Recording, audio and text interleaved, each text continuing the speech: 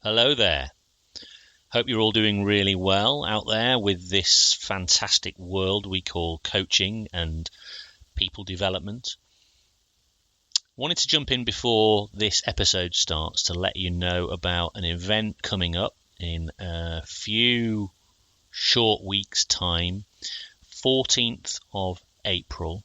I've teamed up with the fantastic sports staff at Stuart's Melville College in Edinburgh to bring you Talent Equation Live 2, Talent Equation Live 2 The Revenge, and I'm really excited to be joined by two of the most fantastic people that I've met in my time working within the sports development and coaching industry.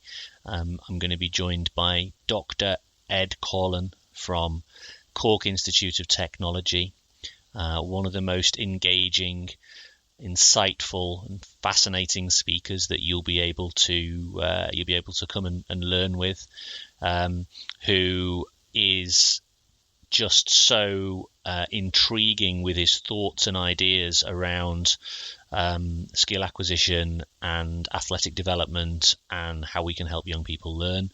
So he'll be there, and also one of my good friends and mentors, Jamie Edwards from Train Brain, who will be sharing with you his life experiences of working with elite athletes, young people across a range of different contexts and disciplines, particularly with the focus around helping them develop the tools, as he would refer to them as, the tools to be able to navigate their way through a life of sport, particularly with a focus on how we can help them becoming independent and powerful learners.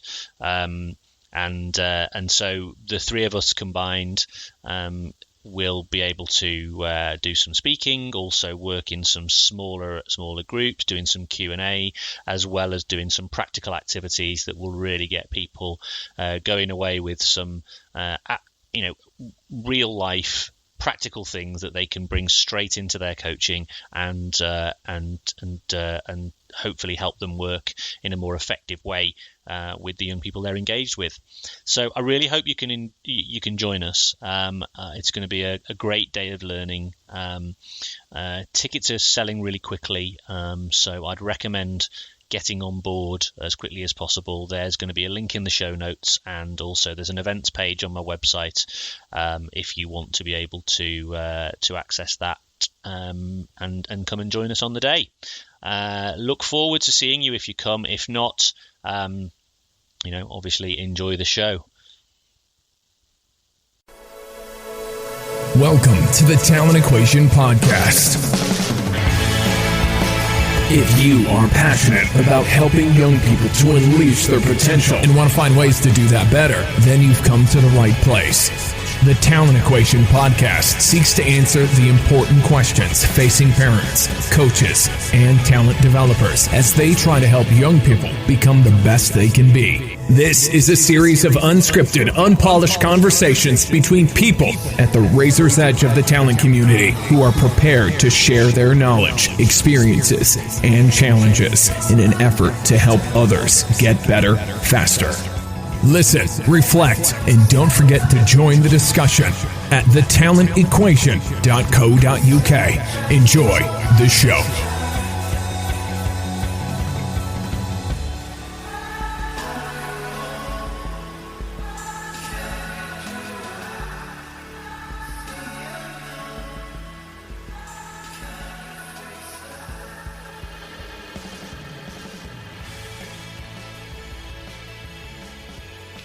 Well, I'm delighted this week to be joined by Scott Sievewright, who, well, the reason I'm really excited and really delighted is actually because this is a little bit of a departure in terms of it's a bit of a new realm that we're walking into, which is a lot of the podcasts we tend to talk about team sports, invasion games, these sorts of things, what you might call the more traditional sports. And Scott, as he's about to tell you, is involved in a very different realm.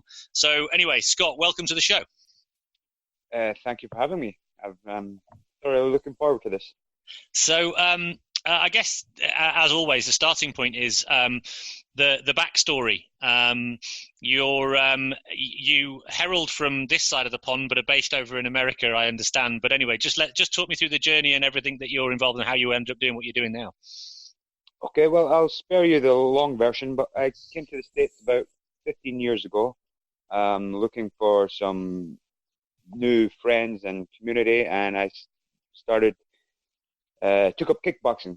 I'd done karate earlier on in my life, then I switched to golf, and then when I came back here, I was looking for, again, a new outlet, and I came across Duke Rufus kickboxing gym, which since I walked through the doors has exploded to be one of the top gyms in the world.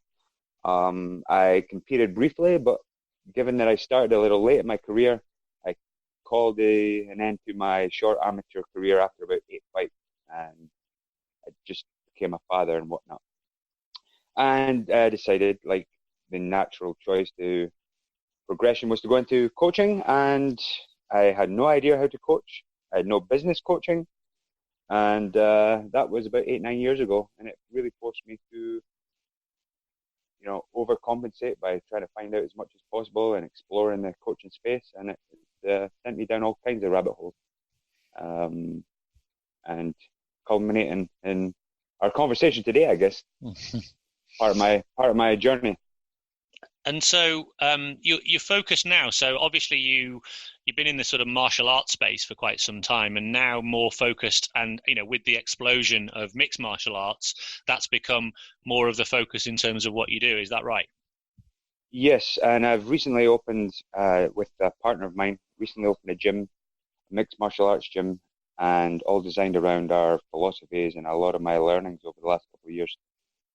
I went back to school to do an online degree with the Open University, actually.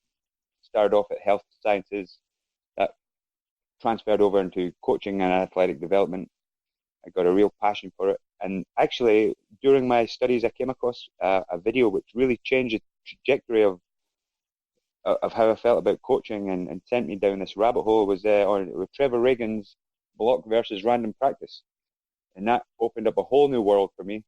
And I've been just trying to absorb as much as possible and apply it to my sport ever since. He's got a lot to answer for, old Trev Reagan, hasn't he, with the old train ugly stuff. But I have to say, I absolutely love the material he produces. I really do, and it's been a while. I think he's on a hiatus, but he started his own new podcast, The Learning Lab, and it's just wonderful. Yeah. I started to subscribe to that as well. But like you say, I mean, I think he's a pretty busy guy, and he's actually trying to produce all of this content. But some of those early visual essays were fantastic, particularly the stuff around a growth mindset. I thought that was really useful. Right.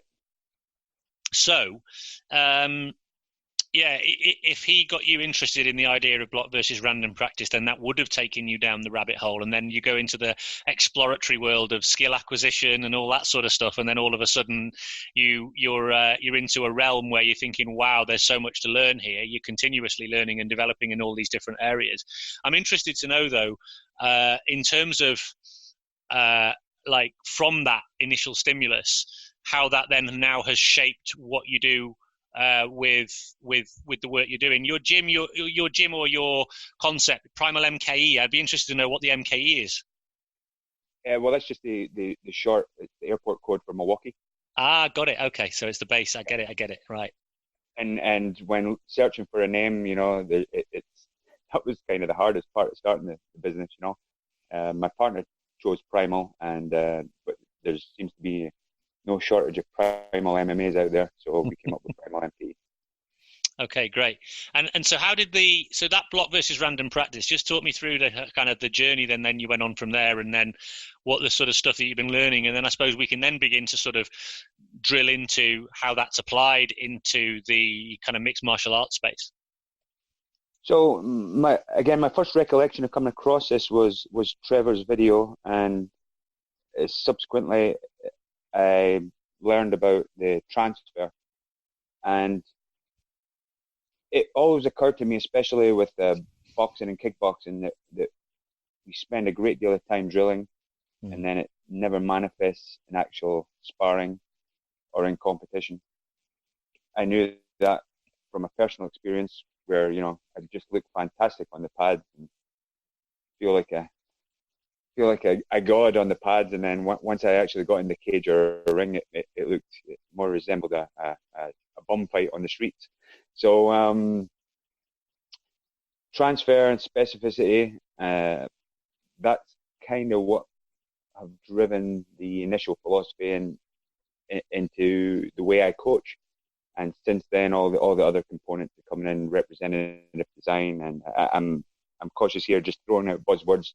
Still something you understand, but I would have to say the challenge has been the nature of the sport and getting as close as we can to the authentic training environment that I think is effective. So you can understand the dilemma or the problem here with the nature of the sport and the head contact. How do we best train to get the maximum transfer while limiting damage? And this is my present endeavor, and is what I'm trying to seek information, advice, and direction on.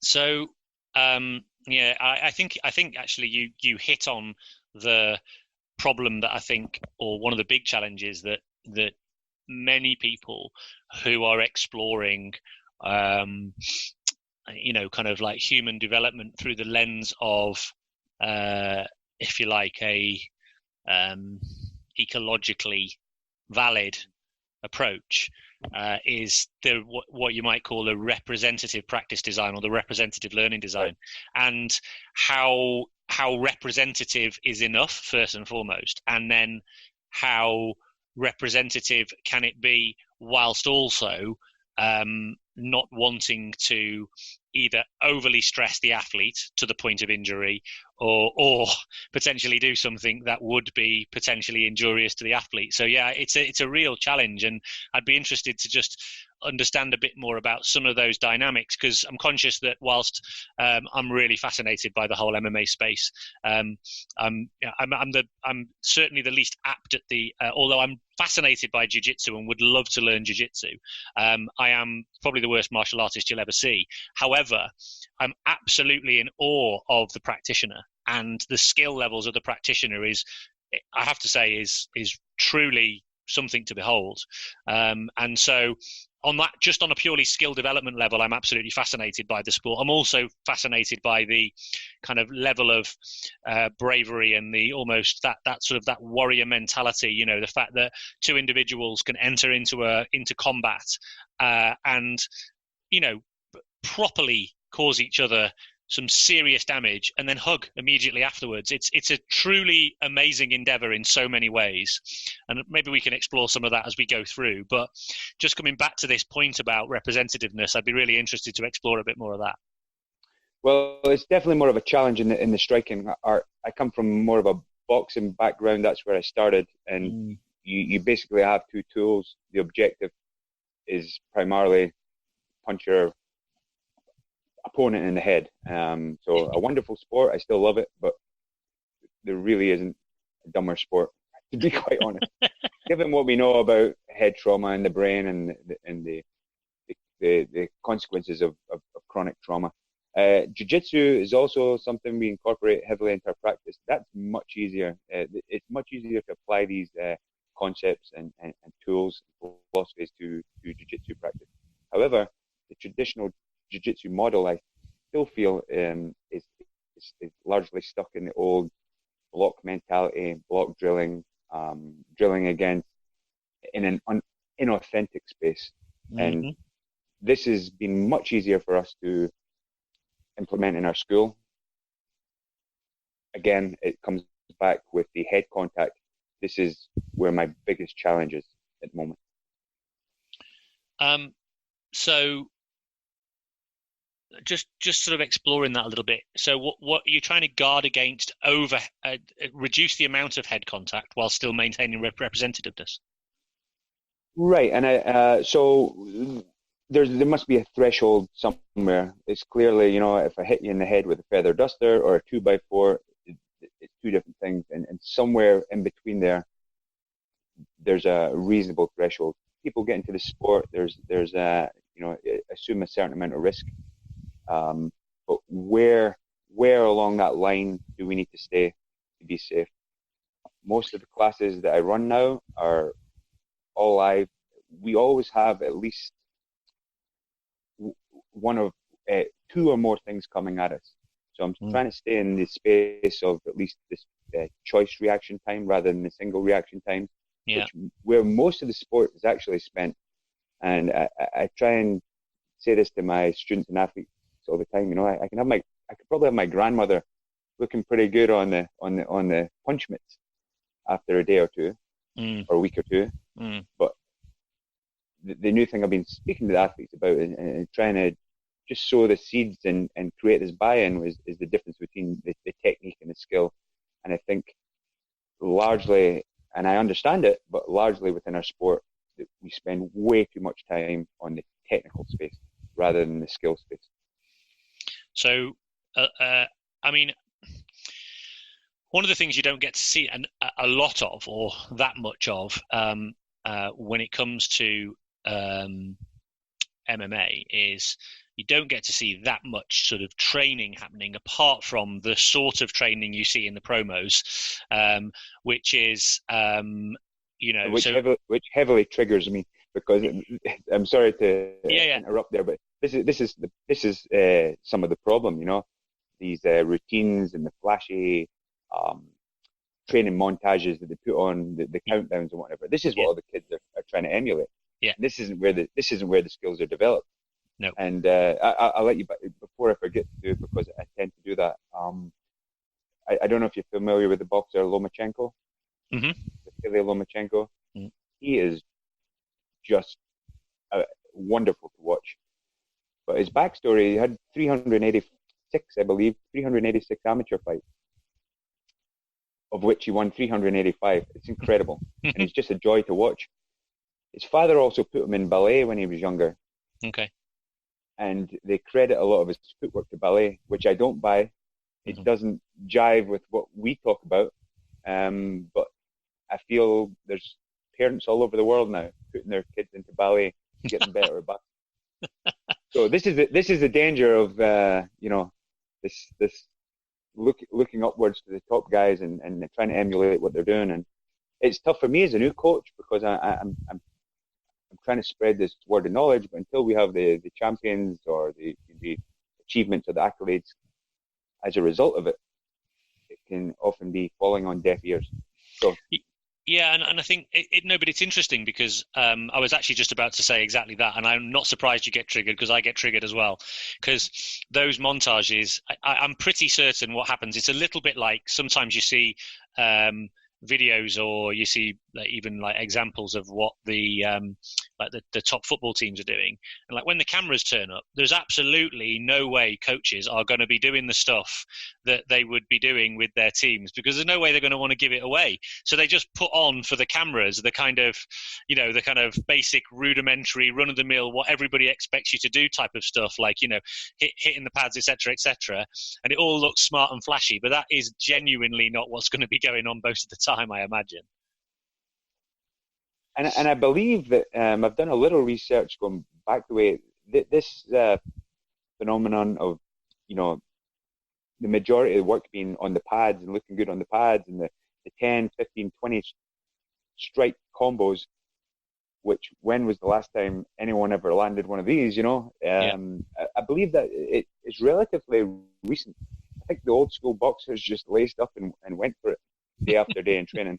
And of course that catches up with you. I'm not advocating for that way, but so my whole endeavor now is finding that middle ground. So that's interesting. So my thoughts on this were in terms of the representativeness. So what are the ways in which you're trying to explore that now? You're trying to maintain authenticity. So I remember talking with another martial art, judo actually, and they were, and again, many of the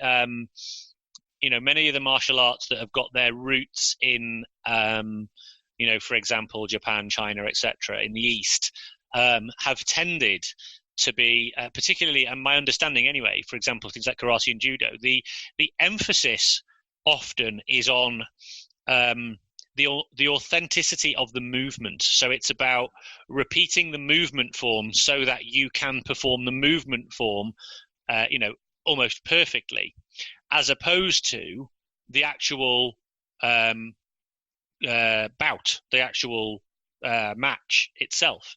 And I remember talking to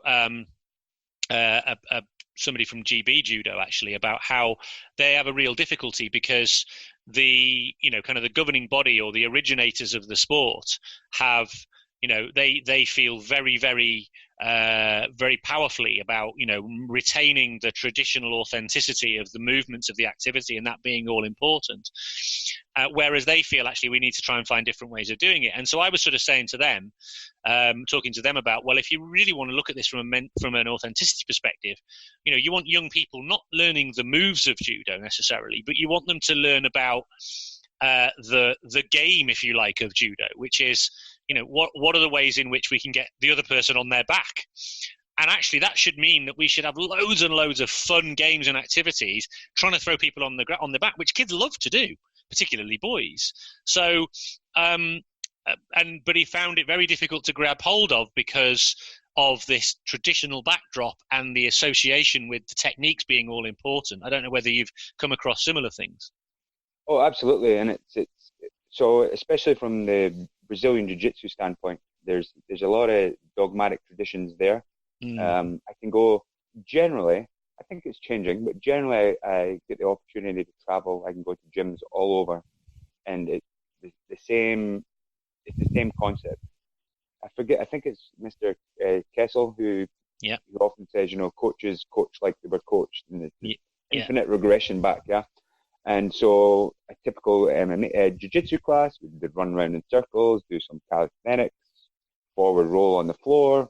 That would take 10, 15 minutes, 20% of their practice time up, then show 3 moves, and then maybe a couple of live exchanges at the end. This is the standard model. All we're doing is then let's from this perspective of authenticity and representative design, let's pick all the good parts and throw out all the shite, excuse me. No, that's all right. and throw out the less effective stuff. But it's hard. It's hard when, again, you're pushing against the tide of what everyone else is doing. Right. This is the way it's always been done. Look at these top guys. It's worked for them. So I'm careful not to throw the baby out with the bathwater, because even with some of these training methods that I think we both aligned with, that they're maybe not the most effective ways to learn, they still are effective to a certain extent. Yeah. I suppose and this is the kind of point I think a lot of people make, is that, I think their assumption is that, with my ditch those drills philosophy, that I'm sort of saying, like, I am actually saying throw the baby out with the bathwater. I'm not. I'm saying, how can we take an existing practice form that is less effective, possibly even counterproductive, and amend it or enhance it or develop it so that it becomes a far more effective program. I'm not arrogant enough to say that what's been done for years and years and years is necessarily wrong. So I'm asking 2 questions. Can we take what we've got now and make it better, knowing what we now know about skill acquisition, or knowing what we know about the ecological perspective on skill acquisition?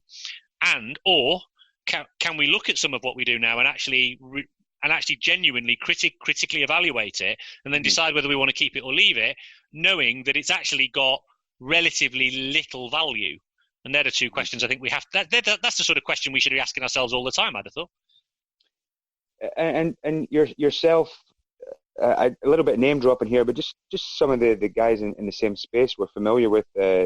John Kessel. I'm delighted I might have the opportunity to speak with Ed Coughlin in a week or 2. I know he's been on the podcast. Yeah, I'm really looking forward to that. Everyone seems to be in agreement. I am not. Sometimes I have to ask myself, are we just in this little echo chamber? But it doesn't seem so. All the science appears to back up our narrative and our philosophy. Another interesting aspect of MMA is is how little game time. I was at, John Jones is, forget about his behavior outside the cage. Yeah. I think he's a phenomenal, almost to the point of being a flawless fighter. He fights this week. I did some napkin math today.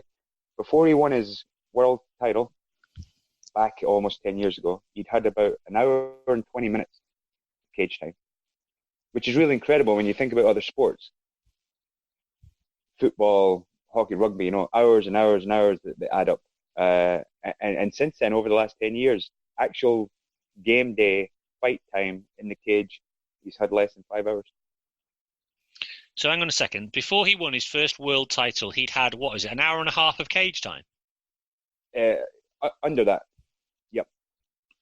Now an hour and a half. That's based. Go on. I don't believe he had an amateur career. So that's based on essentially, 3 5-minute rounds. So that's an average 15-minute round, 15-minute match or bout. And he's obviously finished most of those then in the first round.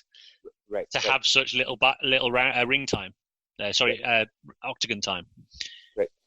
And this is another challenge for the sport of MMA. The amateur boxing model is a little differently. These kids fight from a young age, and I call this within my sport the kind of UFCification of amateur fighting. Amateurs now will come in, the crowd are there, they're selling T-shirts, everyone's baying for blood and knockouts and whatnot. And for me, we've really lost what the amateur scene should be in MMA. It's really about making the walk, getting in the cage, dealing with your nerves, showing up to fight. And nowadays, most amateur careers won't be more than 7 or 8 fights before they turn professional. Whereas the boxing model is typically maybe a kid going into eventually turning professional in boxing may have 60, 70, 80 fights. So given that we have a challenge of training authentically or getting that maximum transfer, considering how little actual competition time there is, that makes it even more critical that what we're doing in the gym transfers. Does that make sense? Yeah, absolutely right. And again, this is from a perspective of young men and women who want to compete. Yeah. There is the vast majority of people who perhaps sign up for jiu-jitsu or MMA, that they've no intention to compete. And I'm wholeheartedly supportive of these people, They never want to get punched or concussed. No one really does, but I guess it's bizarre in our sport. It would be akin to going to the driving range in the putting green every day for 10 years, but never stepping on a golf course. and that's fine in this sport. I have no problem. This is what I'm trying to do is different here. Is develop and not create an environment where fighters can thrive. So yeah, and that's interesting. So yeah, I mean, and it's worth pointing that out, isn't it? The sense that many people engage in either very various forms of martial arts, whether it's boxing or MMA, as a form of exercise, don't they? It's kind of an exercise class, and by all accounts, one of the reasons I'm fascinated by jiu-jitsu is, by all accounts, it's absolutely addictive. It's a really addictive thing to do, from what I gather. It's a wonderful sport, and it's never too late to do. Yeah. Well, I see now you're putting me to shame, because it's been on my radar. It's kind of like been on my bucket list for a long time, but I'm getting older and older now. But yeah, okay. Now you've made right. You hear it now. I'm going to do it. I'm committing to going into jiu-jitsu. It's what it is. It's actually that stepping foot in the gym. That's what puts me off. Is the whole Right. It's a different world, isn't it? But anyway, I will. I'm going to make a commitment. You can hold me to that. Well, the one thing I can reassure you, and anyone else who's thinking of dipping their toes in the water, far from what might be expected of gyms and fighters, they're quite a humble, mild-mannered bunch, to be honest. It's not the knuckle draggers you would expect. No, I genuinely didn't think it would be. It's that whole thing. They don't last long, yeah. So just circling back to John Jones, actually, and like I said, like you say, I mean, I agree with you. It's interesting, isn't it, how it seems that some of the absolute superstars of the UFC and MMA also seem to have an awful lot of out of ring problems. I'm thinking of Connor as well. And yeah, just quite interesting, isn't it? However, John, I mean, that is one of the most skilled athletes I think you'll ever see in any format of any sport, because what is clear to me, and please, correct me here, because I am obviously coming at this as a novice, but as a student of skill acquisition, or a student of skill performance, you can literally watch him creating in the moment ways in which to either win the fight, exploit a movement. I mean, he does things that no one's ever seen before. And it's like, and he does them, and it's seemingly, he could have, maybe he's worked on it, maybe it's been prepared, but it's almost as if one of the reasons he is the greatest fighter is he can always find a way. And am I right in that, or am I? No, I think it's a perfect analysis. He really ticks all the boxes for me as a fighter. It's interesting, when I say tick all the boxes, and you'll see it in any sport and domain or regard. Some kids will come in and some attributes are stronger than others. Now, what really excites me is when a kid comes in and you can almost hear the cogs churning as they're training. And I think I used to fall into the trap. If you see a kid come in and they look athletic and they're fast and whatever, and you expect that kid to thrive and develop much quicker. But it turns out not to be the case. Obviously, if you can get that athleticism and the attitude and aptitude together, that's when you have a real recipe for success. Interesting, circling back to Conor McGregor, who I'm an enormous fan of him in the cage. I'll leave my other thoughts to the side just now. And I spoke to Dr. Coughlin about that as well. I thought he might have had some influence. I think a lot of the skill acquisition stuff seems to be coming out of Ireland. There's definitely a thriving community over there, yeah, or certainly an emerging community, yeah. And I love what Conor's coach at SBG is doing, John Kavanagh, and they try and recreate fights there. I believe now in their octagon they have murals of the audience painted on the outside. Really? They do the walk-in, they have the referee and everything. So they understand specificity, they understand transfer. So I'm happy to be, I think, a little ahead of the curve in the area where I am just now. I'm pushing this, but I don't think it'll take long for this what we're talking about to manifest across sport. So if somebody like John Jones, for example, is, spending relatively little time in the ring, what might we hear that Conor is spending far more time in environments that replicate in some way the competitive environment. I assume that John will be doing something very, very similar.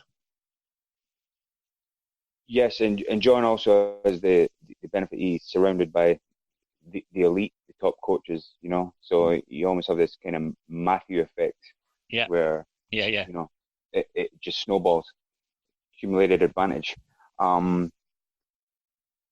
It's hard to say because, like you said, a lot of the training you see is primarily for show on the countdowns. I suspect I'm familiar with, as I say, Rufus Sport, it's one of the top gyms in my area, and my old coach Duke, and he was talking, maybe not in such a sophisticated way, but he told me years ago the best way to get better at fighting is by fighting. And can you sum it up any better? Yeah. So now I have maybe more the theories and the background and the science to back that up, but the overall philosophy doesn't change. Yeah. So all I'm trying to do with my students is say, let's take as much of this 60-minute class, it's generally a 60-minute class, cut out all the fat and try and make it at least each drill, and I'm hesitant to use the word drill, we actually call them exchanges now, have some kind of variability in them. So you never quite know what's coming, even from day one. And I'm finding that one thing is very engaging for the students, because you have to be engaged. You can't zone out or switch off when someone's throwing punches and kicks at you. And they generally, they find a way. They find a way, they see the shots coming, and it's been remarkable to watch the progress in some short months. So, can you give me an example then? By the way, I really like the exchanges. That's a really nice term. That's a really good way of encapsulating, isn't it? And it probably applies to many different sports. You're having an exchange, aren't you? Because there's usually an opponent, if there's an opponent. So in terms of, kind of mapping the variability or determining the variability, so first and foremost, I assume what you do is you're trying to reject the idea that we're going to do something where there's some form of repeatable movement. And I suppose we've got to distinguish, haven't we? Because there's a physical development component of MMA training as well as a skill acquisition piece. And so there are probably elements of the physical development side, literally the conditioning aspect, in order to be able to compete for that length of time, which requires actually repetitive movements in order to develop the kind of physical capability to be able to perform. But you're talking about, when we're talking about the skill development component, aren't you? I am, and I'm also talking within the context of what we're trying to do in a class environment. Yeah. And I say to the kids a lot, we drive from all parts of the city. There's not many of us that take time out of their day to get punched and kicked. So while we're on the mat with fellow crazy people, let's use each other, So I hear you making the reference to seeing kids standing in lines and whatnot. And it's similar, okay? As long as I'm on a mat with a training partner, I want to be using them as authentically as possible and engaging with them. And the general setup in martial arts gyms, boxing, kickboxing, whatever, one person would hold the pads while the other one would kick. So even if there was a high volume of work there over an hour, the person holding the pads really isn't getting anything out of it. So what we're trying to have then is interactive, again, exchanges, so that both sides are engaged for the whole 60 minutes. And I always reiterate at the end of class, I am not anti-technique. And I think perhaps you may be accused of that sometime too. I'm not sure. Yeah. But like technique doesn't matter. I'm not saying that. What I'm saying is in this class, in this environment, it's not what the focus is.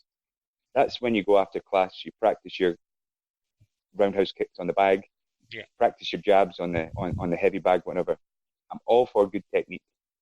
But while we're in class, while we have training partners that we can use, we milk every single minute of that. That's where we're at. And I'm totally with you on that, because that's where I've been sort of saying, like in an invasion sport perspective, we come together with a group of other people, and what we then do is work in isolation. It doesn't seem to make any sense to me. Right. Work in isolation when there's nobody else around.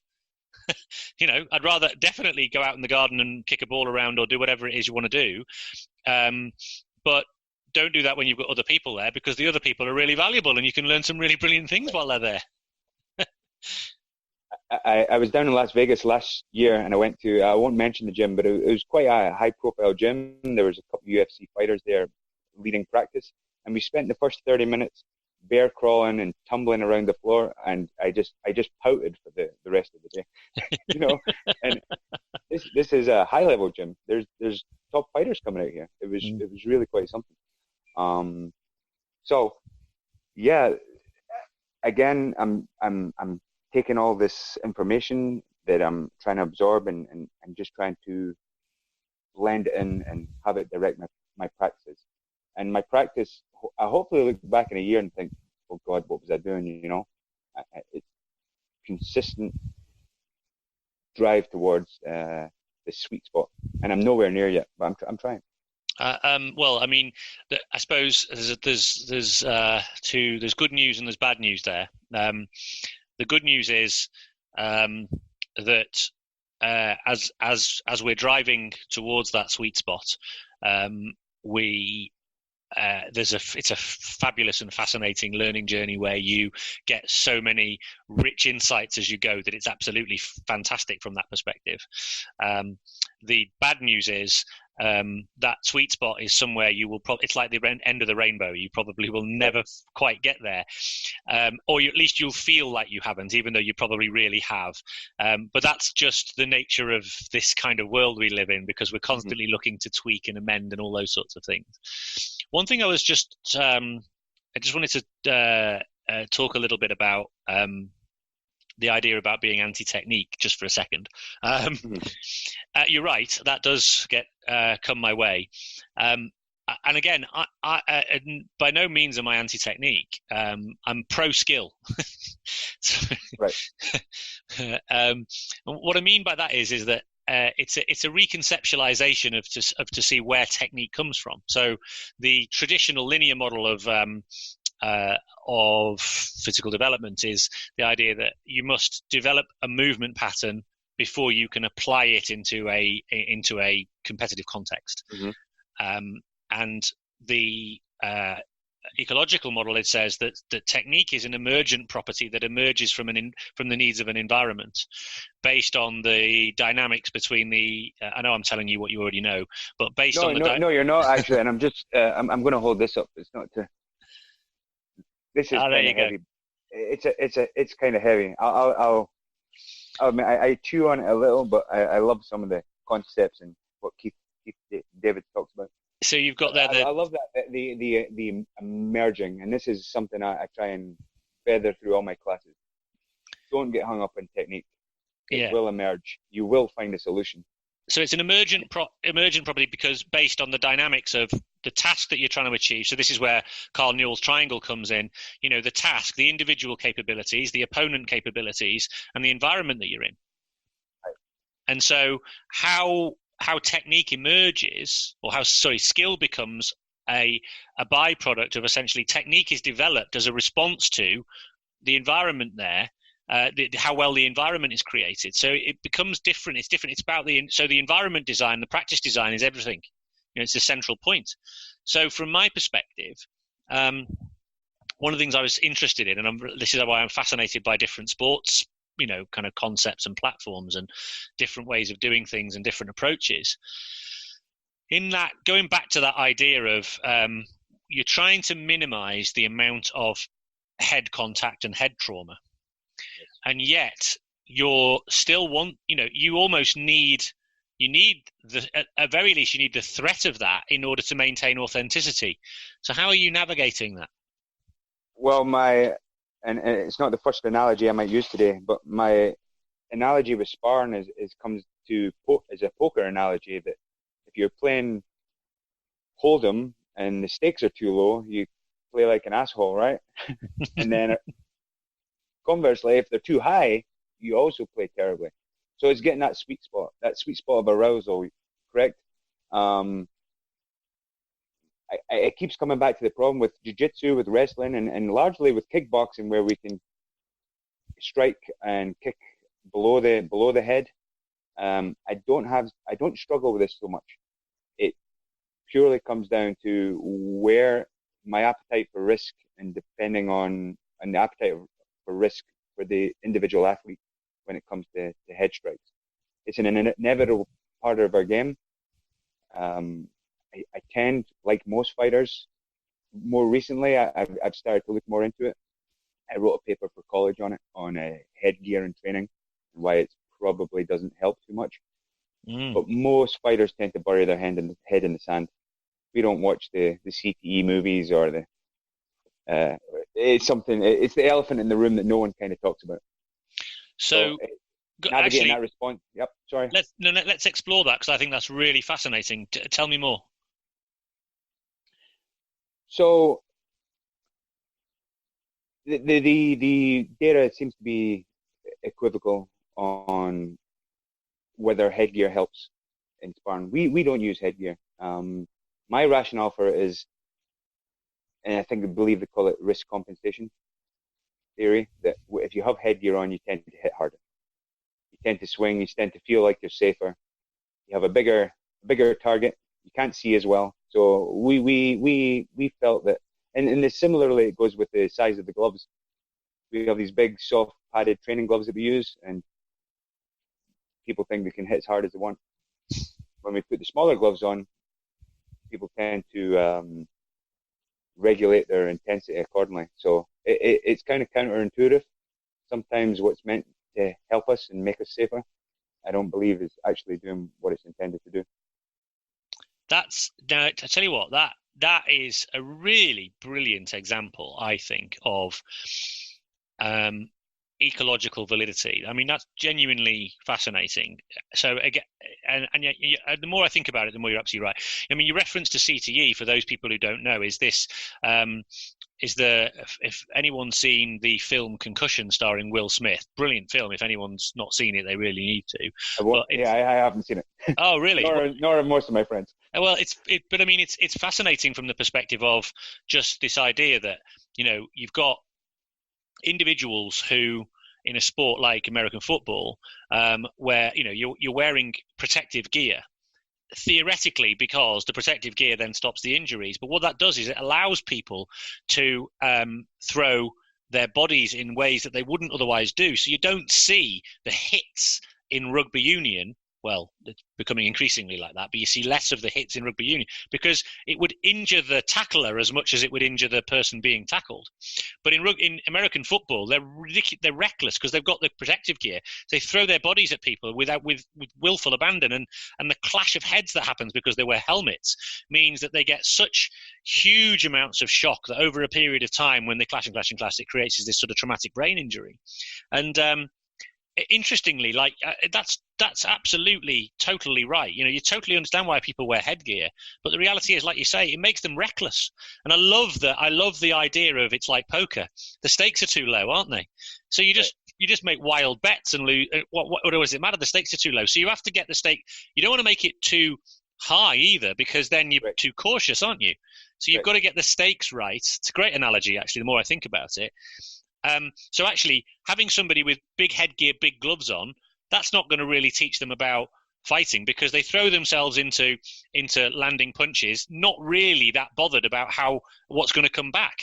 Whereas you take all that away, and then they go launch themselves into some sort of major kind of combination of punches, and then somebody knocks them backwards, and all of a sudden you think, maybe I won't do that again. So it makes a lot of sense, doesn't it, that it balances off because I assume the skill of the bout, particularly when it comes to striking, is you're trying to be able to launch attack with minimal risk of counter-attack, almost, to a certain extent, aren't you?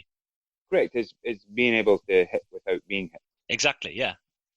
Because that's the most vulnerable time for a fighter, isn't it? Is actually when they're almost like coming forward to launch an attack. That's often, and one of the reasons I suppose Conor's been so successful, is that's when he catches people. When they launch their attacks, he catches them with that counter. Right. And again, as his testament to it, from an athletic perspective, what Conor works on is clearly, and he's clearly at the high end of the bell curve when it comes to reactivity and reflexes and stuff. But it's just some of the counters and the way he sees shots is really quite beautiful. The way he moves and mixes it up.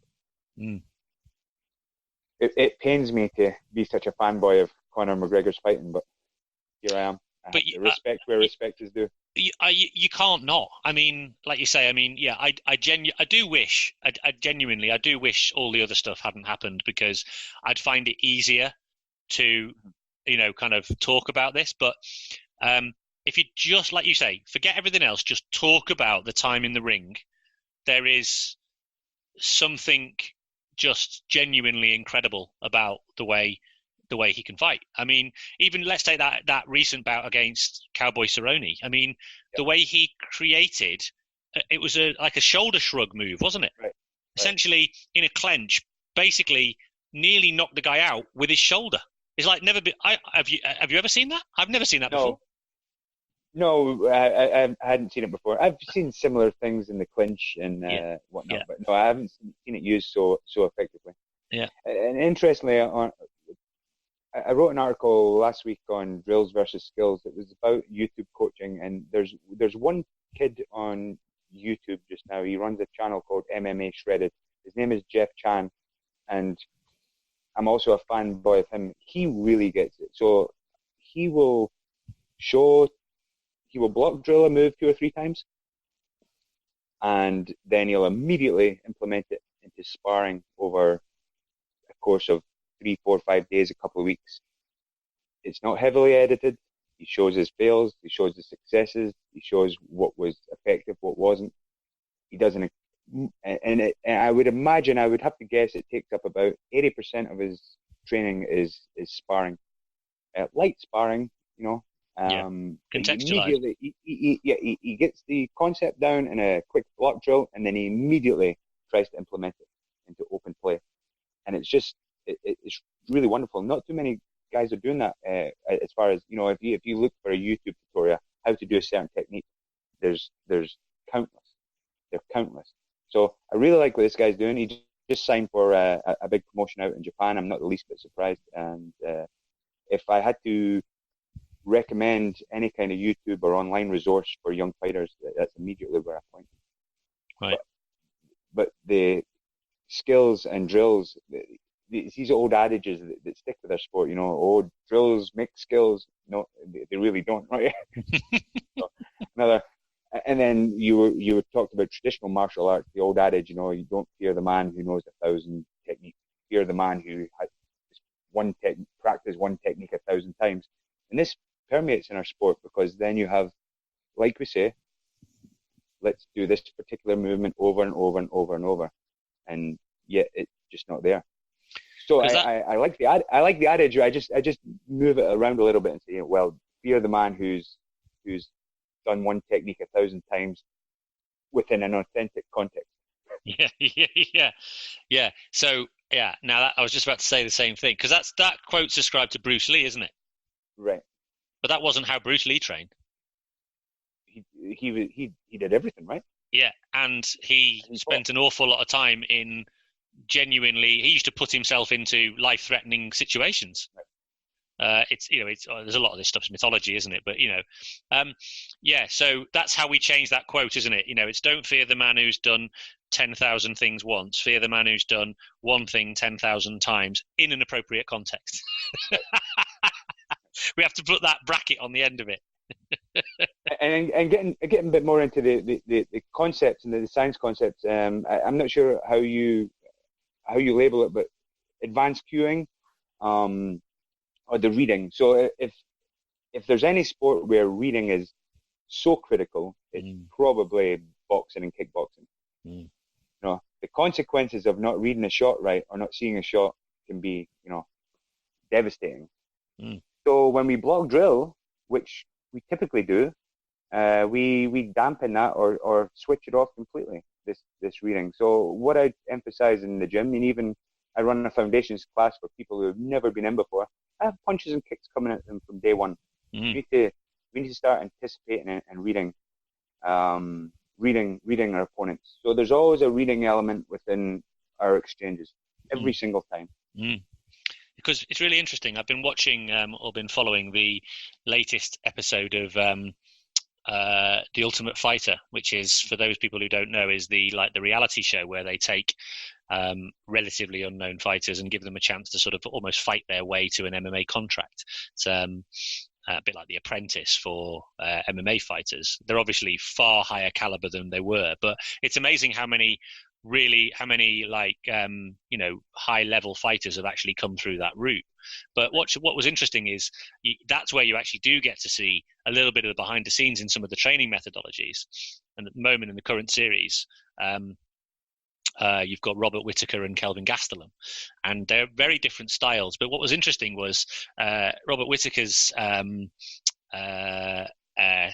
cohort kind of went mutinous on him because they didn't like his training methods. But what was really interesting was the things he was focusing on were, in my view, were very much based on skill. So, for example, again, he said, we're not necessarily going to look at, kind of giving you a whole load of new different things. What we're going to try and do is enhance your, almost like their fight craft. And they're very used to just like literally beasting themselves and like, going at it hard and not putting a great deal of thought into it. And what's really interesting is that how he is working with them on things like feints. So he's trying to help their ability to almost destabilize the reads of the opponent by lots of different kinds of head movement in order then for them to be able to set up whatever their attacks are. And they clearly he either hasn't sold the why to them very well, or they haven't bought into or understand that that's actually a really fairly advanced approach to get them to, to sort of get them to enhance their capabilities. Because they've all got the ability. They wouldn't be on the show if they didn't have the ability to kick and punch and all these sorts of things. He's trying to take them to a different stage, and they clearly can't connect that that's a bit more of an advanced experience. And it was quite interesting just to see that cultural difference. Right. And I'm very conscious of that also. You know, what's interesting, one of the most frustrating people to spar in the sport, and most fighters will attest to this, is that someone has maybe been training 2 or 3 months because the technical cues aren't there. You're getting hit when you shouldn't be hit. They're throwing a right when they should be throwing, when you expect them to throw a left, and you're like, why is this person who's been training a couple of months, I've been training for years, landing these shots on me? What I try to do now, I used to be, again, overcompensation when I started. I had no business coaching. I wasn't qualified. I was meticulous about technique. Your elbow had to point this way, your thumb had to be there, your hair had to be this way. I would just be on everyone to bringing out these cookie cutter fighters. Yeah. And my philosophy now is the exact opposite. Find what works for you. And me telling someone to keep their hand up here, it's relatively useless. You'll find out sooner or later what's working. And so some of the top guys in the UFC just now, the Habib, the Tony Ferguson, I don't know if you're familiar with these guys. Oh, yeah. Very unorthodox styles. Even, you might say, sloppy styles, but highly effective because, again, it's making this advanced cueing or the typical reading of a technical opponent so much more different and difficult. Sean Meiska was talking about that. He made a podcast before the Mayweather-McGregor fight and said, while Mayweather was light years ahead in this particular style, in this particular sport domain, Conor was so much more adaptable. And Sean almost called that fight perfectly. It was really interesting, and that makes a lot of sense to me now. Yeah, I mean, if I think that fight was far closer than probably people thought it would be, and it was a lot closer than if it went the other way. If Mayweather came into the octagon with McGregor, he's done for. I think McGregor wins that fight 1,000 times out of 1,000. I agree entirely. And Mayweather's far too smart to actually make that one happen. Because he knows that. He knows that that's like a different world, and there's too many dimensions. Like you say, Mayweather's an expert in that one dimension, isn't he? Where the rules of boxing are very different. There's obviously also a lot of transferability. Just talking about that, actually, this just going back to this idea of reading. So for me, that's about, and I'm be interested to explore this. So the idea of what they call a landscape of affordances. And so just to get a bit geeky and technical here around one of the ways in which to consider the appropriate amount of variability is to consider the affordance landscape and to determine how much of the affordance landscape you want to maintain. So I think of this almost like a series of fields that are constrained by fences or dry stone wall or whatever, and that's your landscape. And you as the kind of trainer or coach or environment designer determines how many of the gates are open and how people can how many where you can go, where you can explore. And if you close the gates down, then you can just stay in one field, in one area, but still maintain enough variability for there to be something to consider. And sometimes that's really appropriate because you just need to be considering something relatively small, but you want to maintain enough variability. So there's enough exploration, but not too much. Right. But then you might open all the gates. So a full fight would have all the gates open. There's every possibility there. And all the possible ways of being submitted or knocked out or whatever. But you might make it a lot smaller, so you create more like a specific scenario. You're starting from a particular point. But all of those come from the perspective of considering the information sources that need to be present in the environment. So I'm just thinking about this idea of reading, and that's a kind of fundamental thing that I think a lot of people forget around the skill is the idea that you need the information that's going to be present in the opponent's movement to determine your action. And I think that's where we talk about some of these really skillful performers.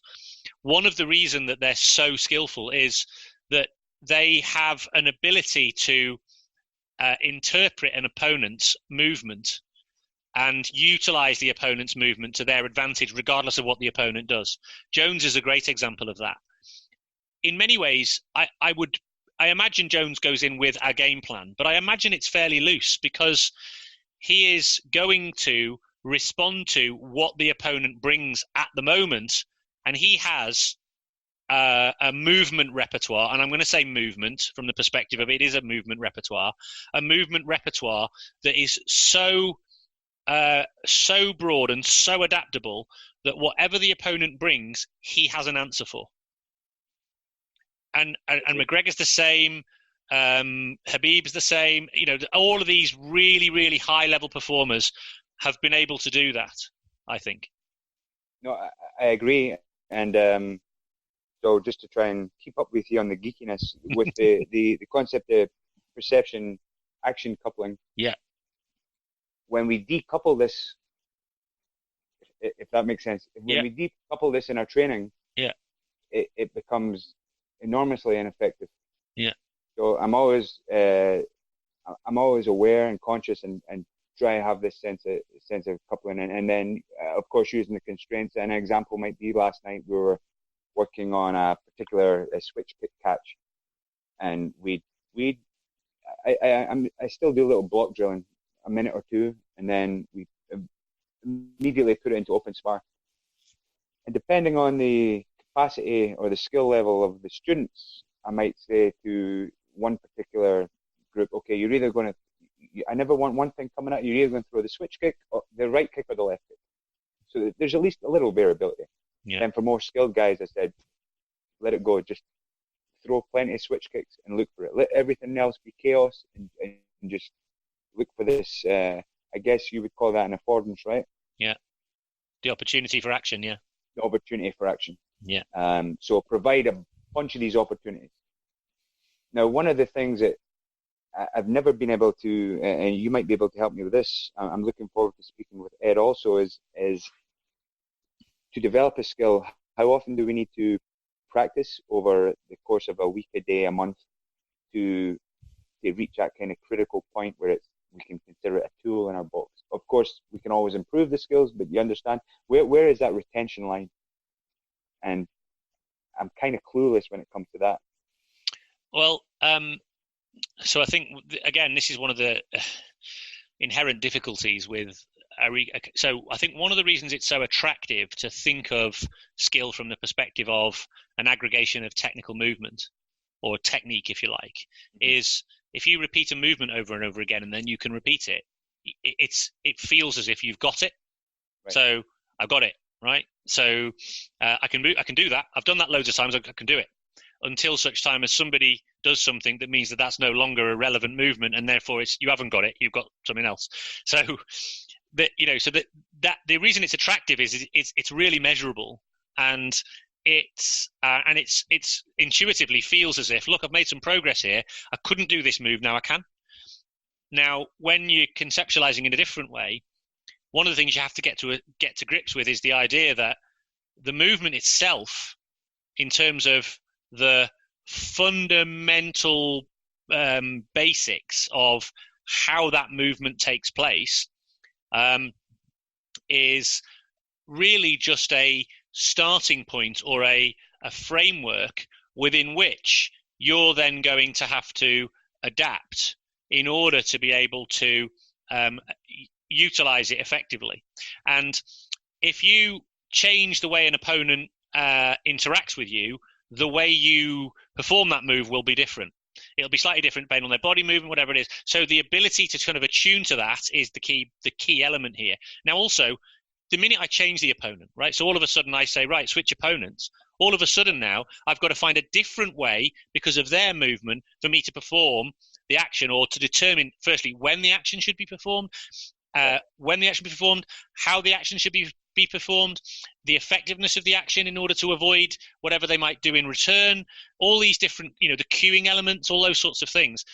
And that's different all of a sudden with a new opponent. So we've got to then determine it in that way. So the way to, I think, and I've had this question before, the way to evaluate an individual's, let's call it acquisition, right? It's not, this is why I think Keith doesn't like the term acquisition.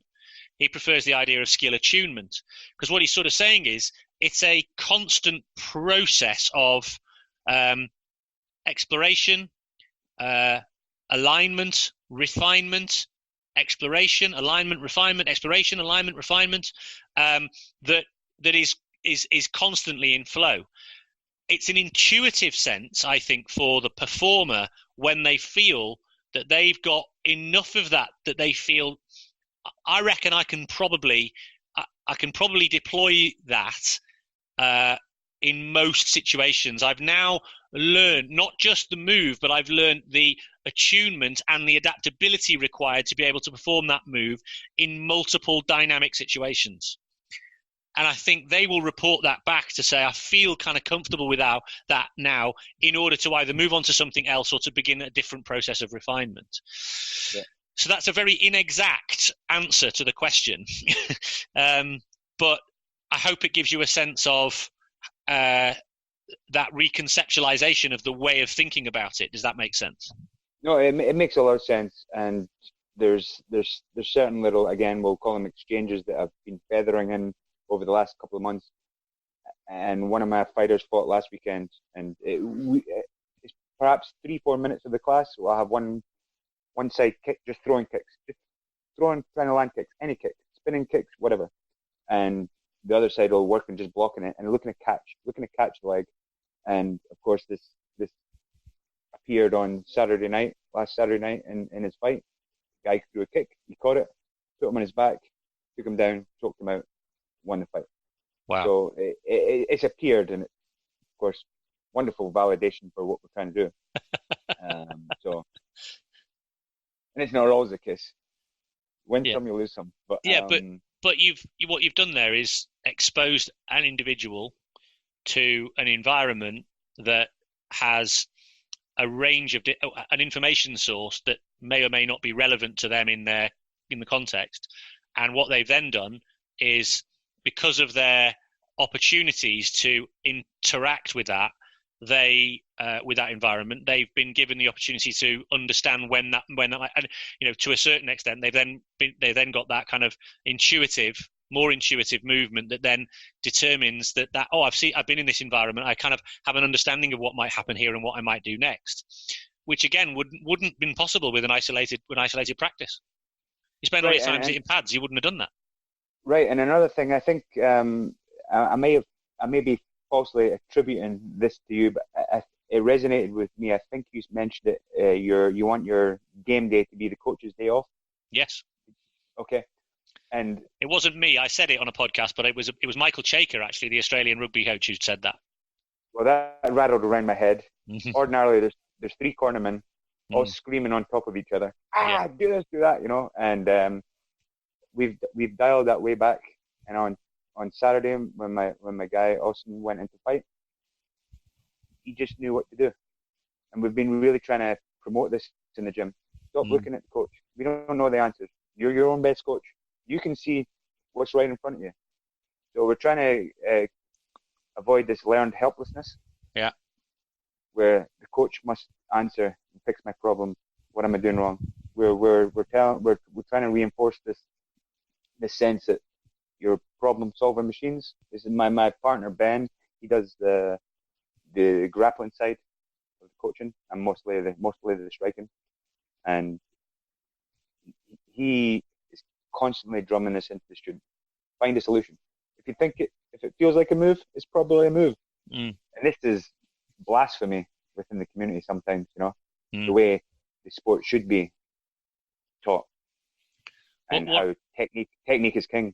Yeah, one of the things I like, actually, it's Andrew Wilson talked about this on one of the podcasts, is for a coach to change their language from, if you like, providing the solution to drawing the athlete's attention to the information that might give them a clue as to where where they might find the solution. So it's drawing their attention to where the solution might be found. So like a guided discovery, that's what we call it, right? In lots of ways, you could call it that, yeah. Or even just drawing their attention to a number of different ways of doing it. Like one of them might be drawing their attention to where the information might be found. The other might be providing them with an idea of what might be within their movement repertoire that might help them in a situation. But the point being is that then you're not robbing the athlete of the process of learning, whether it's in a bout or in a training bout. You're not robbing the athlete of the process of actually coming up with, because then they're getting used to solving the problem in the bout, as opposed to saying, here's the problem to solve, or sorry, here's the solution to the problem that you're currently facing. You hear it all the time, don't you? I hear it all the time, like, do this, do that, do the other, just instructions coming in, right, as opposed to saying, kind of like, what's happening with his head? And then right, draw the athlete's attention to where the information is that they might need to attend to in order to be able to become more successful. No, you're right, and I can't speak for my students. I think they're probably all here. Here's coach again, rabbiting on, and I try and keep the talk to a minimum.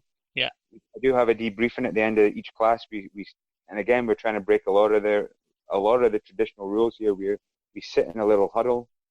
We don't have anyone lining up looking out at the coach. I keep reminding them it's a collaborative experience. But it's interesting you said about robbing reps here. I'm mostly excited for I also coach jiu-jitsu, but my partner, who's the head coach, a lot of this stuff we're talking about and real authentic training can be applied to jiu-jitsu very easily. We don't have the problem with the head trauma. There's always a tap for submission. So we can really bring it up to that high level almost every practice. Yeah. And that's what we started doing. And there's so much going on when two men, two women, man and woman are grappling that again, I guess we can call it perception action coupling, the little bit of movement, the weight distribution, the intuitive ways to post and put your weight. We can't get that from drills. We don't get that from drills. We spend most of the time in the drilling space where you have someone who's just perhaps letting you have a triangle or letting you have an arm bar. And then we wonder why it doesn't work in live training. Yeah. So my partner, Ben, how he teaches now is we'll get a concept down and let's look for it. And he reassures people, you're probably going to fail. It's probably going to feel horrible and ugly, and but we spend too much time on the fine details without getting these gross movements and skills down. And like you say, and then, but even in that context of, let's call it a micro bout for the sake of argument, right? So, I mean, this is the thing that I'd be really interested in jiu-jitsu, because I wouldn't want to go to a jiu-jitsu class and just necessarily learn the moves of jiu-jitsu. What I'd love to do is to actually, the game of jiu-jitsu, the bout, the grit, the grappling, those sorts of ideas. And I know that I would obviously get submitted every time for a long time, but that process would be really interesting and fascinating, and the development of that. But in the jiu-jitsu concept, right, so you can reduce the variability to say that, for example, I imagine you just say, right, well, you're looking for a submission like this, right? So so you might even not tell each one, right? You might say to one athlete, right, you're going for this submission. Don't tell the other one. Go to the one, you're going for this submission. right? And their job is to try and submit the other one and kind of work out what the other one's trying to do in terms of the submission. Or even further reduce variability. You say to one, right, you're in the defensive mode, you're in the offensive mode. The offensive one is trying to go for a particular submission or multiple different submissions. And the defending one is to try and defend against it for a period of time and work out what submission they're going for, because then that draws their attention to the various movement patterns that individual might employ or deploy in order to try and get that submission. I imagine that's the approach you might take. Right, and so to give you an example, and we're fully aligned there of how we apply these concepts, is so when it comes to rolling, I would say it's hard. I'm speaking generally. Most classes, if you say have a 60-minute class, the actual live, authentic rolling might be 10 to 15 minutes of that. I would say average, a little more, a little less, depending on the gym. We're trying to get as much of that as possible. Right. We have 3 types of, we call it rolling in jiu-jitsu, would be the equivalent of sparring. Yeah. We have 3 types of rolling at Primal. One is where coach will say exactly what you said. We're only going for arms. We're only going for the back. Get the back, keep the back. The other one is where I'm going to tell you what I'm going to do to you. Yeah. Or I'm going to tell you what, I'm going to challenge you to do something to me. And then, of course, we play around within these rule sets. So we're never rolling without a goal.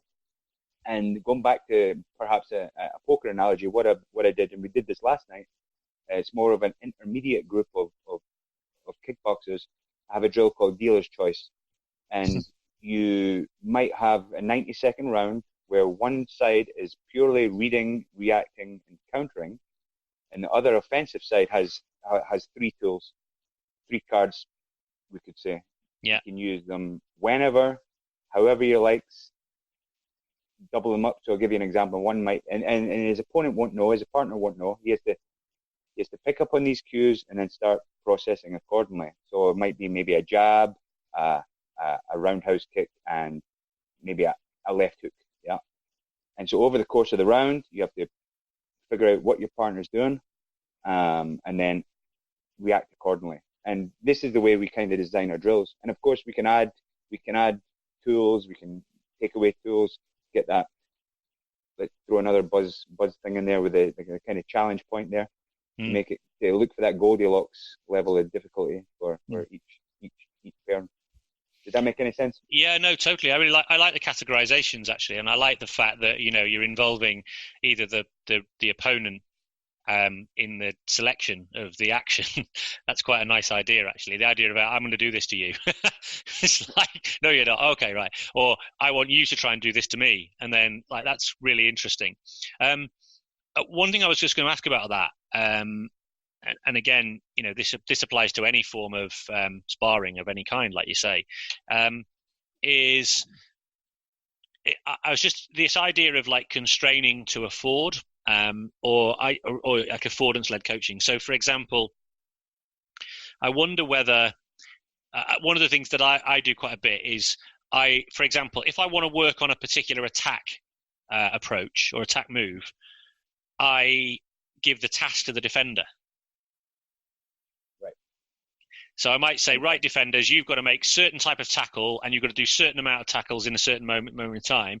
Now that requires that the defender be given that task. It requires that the attackers have to adapt in order to avoid that. So by defining the defender's task, the attacker has to adapt, and so it's almost like saying, I create the attacking dimension by constraining the defenders. Is that an approach that you've taken in the gym yet? Absolutely. And you probably deal with similar pushback to a lot of the stuff you speak with athletes about. But when you push them a little harder on it, it all intuitively makes sense to them. And they say, well, maybe you're right. So saying it to provide affordances, perhaps you have a fighter coming up, we research his opponent, and they throw this left hook a lot, or this particular combo. Then we'll bring in our training partners or sparring partners, whatever, and we'll have them emulate. And that's really what we're talking about, right? Yeah. We're emulating what they expect to have in the fight and giving them plenty of opportunities to deal with this particular attack. Yeah. And that's been the standard method for any training camp. especially when you have some research and information on your opponent. So a lot of the things we are talking about, even in the traditional model that we're both kind of pushing against, they do all this stuff intuitively anyway. Another thing I also like to speak to, especially from a jiu-jitsu practitioner's point, is typically you'll learn 3 or 4 submissions or moves per class 4 times a week, averaging 10, 15 moves per week over the year. How many of these are retained? And everyone agrees there is no retention. Where do these aha moments come from? The chaos of live play. And so again, when I get a lot of pushback on this, but when I really drill down into it, we're a little closer. The bridge we need to jump is a little or the gap we need to jump is a little closer than perhaps we think. Does that make sense? Yeah, totally. So listen, I could riff with you about this all day long, but unfortunately I've got a pressing engagement with I'm that classic dad taxi, got to take my son to cricket practice, but I've really enjoyed talking to you, and I'm really glad that we could set this up. Scott, people might want to get in touch and find out more about what you do and more about your approaches. So how do they find you, and what's the best way to get in touch? Okay, well, if they can get in touch, we're on all the usual social media platforms, but it's primalmke.com. And Brilliant. There you can get in touch with me through there. Awesome stuff. Thanks very much for coming on board. Oh, thank you. I'm delighted. I thought when we originally scheduled the chat, it would just be a little informal talk over the phone. I really appreciate you bringing me on here. I don't quite have the clout of all your other guests, but it was nice talking with you. Well, I would not agree with that at all, because as I said before we started recording, the podcast is nothing without its guests, and it's really designed just to facilitate conversation between practitioners and to learn. There's so much to be learned, I think, and I don't think coaches do enough to learn from other fields, other experiences, and this, that, and the other. And yes, okay, we're centered in around, and yes, you're right, it is a little bit of an echo chamber around people who are exploring skill acquisition and human development through a particular lens. But the fact that, you've come on and been prepared to share your experiences is great, and the more we do that, the more we can learn from each other. So I do appreciate you spending the time chatting with me. Well, I appreciate you, and I had a whole bunch of notes here to write. We didn't cover any of them, but I guess that's how it goes. I'm a bit of a greenhorn at this podcasting, so keep up the good fight, Stu, and all the best.